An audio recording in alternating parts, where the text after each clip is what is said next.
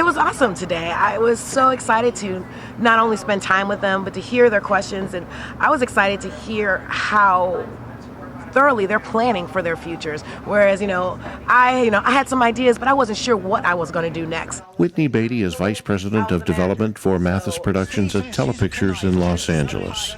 She creates and generates television show formats, takes pitches from the entertainment community, and she pitches shows to buyers and controls all creative development for such shows as Judge Mathis. And it all started when she was a theater student at Michigan State University when, in her senior year, she became executive producer of an MSU Telecasters show called Sixes Wild.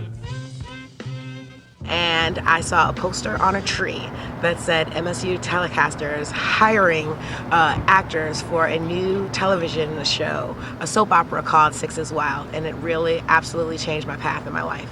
I went to that interview, I got a job acting on that show, and then I decided, hey, I could act, I could probably write, and I went from, hey, I can write, I could probably direct, and then I came, hey, if I can, direct, I could probably executive produce, and when I left that show, I was the executive producer.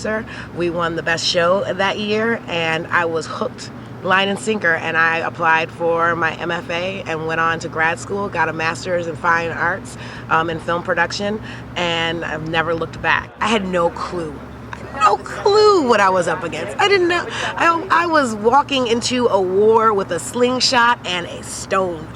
If you can do it on this campus, as many people who are on Michigan State's campus, if I can, produce something here, I can produce something in the real world. I'm not scared of anybody. And I think that's what I came out of here. I came out with, I'd never stepped foot in Los Angeles before. And I got off a plane and I was going to take the city by storm. And I was able to do it because I was willing to put in the work.